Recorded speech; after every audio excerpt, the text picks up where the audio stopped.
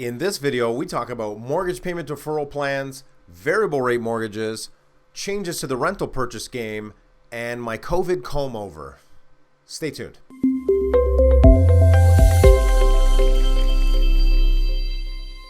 Hey everybody, it's Rob Campbell, the mortgage broker with the Rob Campbell Mortgage Team. Hope you are doing well. Hope your family is staying safe. This whole social distancing, people giving you the side eye at the grocery store, lining up, who's got it, who's got it. It's a really stressful time, I'm not going to lie. And as much as I would like to give my opinions on the state of the economy and where we're about to go over the next 12 to 24 months, I'm going to refrain from doing that and just talk about the things that I really know. So the first thing we're going to talk about is the mortgage deferral plans that banks in Canada have all come to the table with. So in agreement with the Bank of Canada and the government through CMHC as well, opening up the gates for liquidity to help banks do this. Major 6 banks in Canada and all monoline lenders or broker lenders in Canada have all done their best over these last couple of weeks to process mortgage deferral plans. And what is a mortgage deferral plan? Well, a mortgage deferral is something that we've never seen before. Some institutions have skip a mortgage payment options, which would have you maybe miss a payment in the middle of your term to only have that tacked on at the end of the term. And some of that fine print there might be you'd be able to do that if you had built up a bit of a buffer with your prepayments beforehand. But back to today, we've never seen this before. It's crazy times. And what makes this so crazy is that, God love them, banks are on board with helping the Canadian consumer do this. I've seen a lot of negative talk online. I've seen a lot of negative talk about how the big, nasty, greedy banks are charging interest on interest.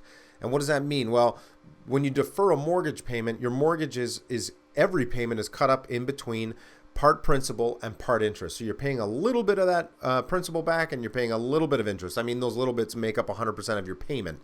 But a bit, at the beginning of your term, maybe half of your principal payment half of your payment, your monthly payment is principal, and then the other half is interest. And when you put those together, you got your monthly payment. So you're chipping away at that principal payment. That's why it takes you 25 or 30 years to pay off that loan, is because it's not all principal. It's principal and interest. But anyway, back to the deferrals. I'm seeing a lot of dialogue out there about banks being super greedy with how they're charging interest on the interest that you're deferring. So let's talk about the deferral of the payment. Some institutions are deferring without even any fuss at all. You just call them up and boom, they auto approve you for 2 months. I've even heard some lenders doing 6 months right out of the gate at the beginning of all this. And this is really good for the Canadian homeowner. It allows you to take that $1,500 or $2,000 mortgage payment that you are used to paying, or in some cities even more, $3,000, $4,000, taking that payment and deferring it to the end of the term, and then your interest that you would have owed on that payment. So the principal you're getting is just getting tacked on to the remaining balance at the end of the term. But the interest that you would have been charged is also now collecting interest, and your payments, you're going to have to make good on those interest charges once you get back up and running with your payments.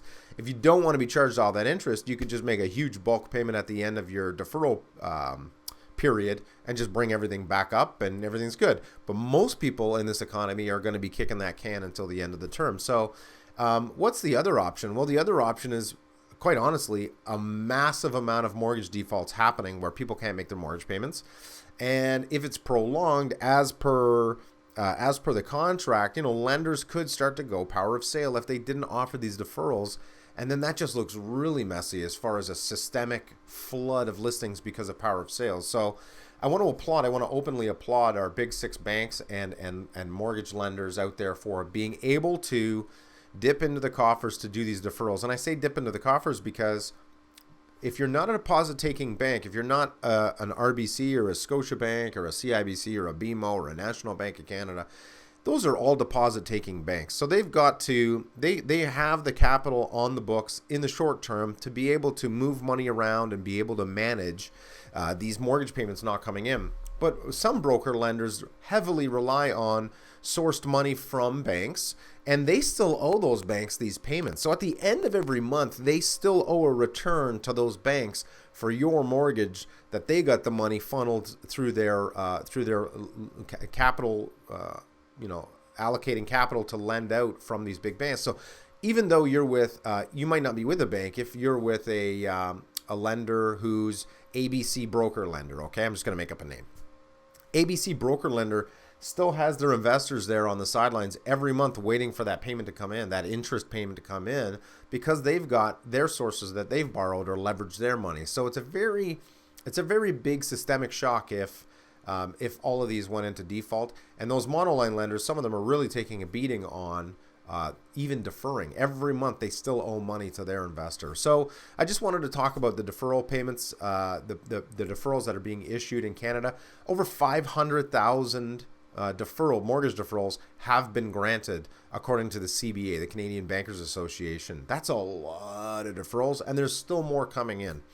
Every week, every month, there's more and more phone calls and messages and emails to lenders from clients who are looking to defer for another month. So there's a huge wave of this happening, and it's a very, very serious undertaking by these lenders who have had to all deploy their employees to work from home, all while keeping the system going. So I just wanted to openly applaud all banks and broker lenders and credit unions as well for working with the government and the Bank of Canada and CMHC to make this happen. So that's a little bit about mortgage deferrals. If you feel like you need to defer your mortgage, there's no shame in doing that. Call your lender, ask to defer.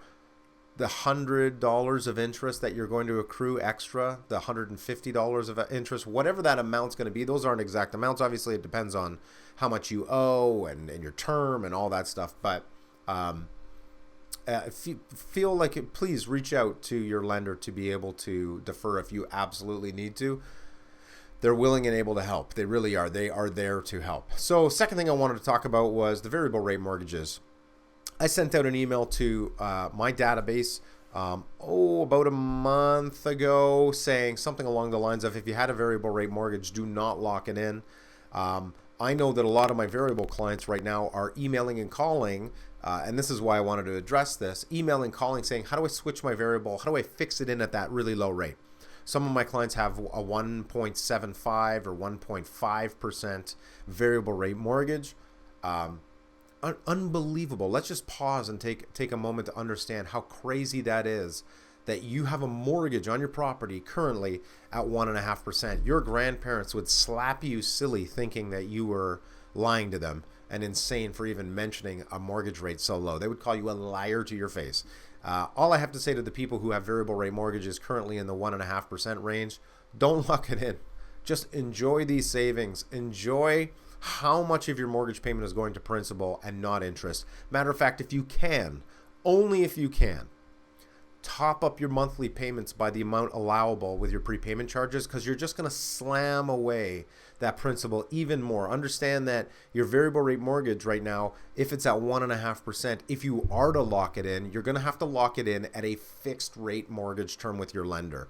And that currently could be in the mid to high 2% range, possibly low 3%. It really depends on a lot of things, but if you have a variable rate mortgage right now at 1.5%, my God, do not lock it in. Keep it running.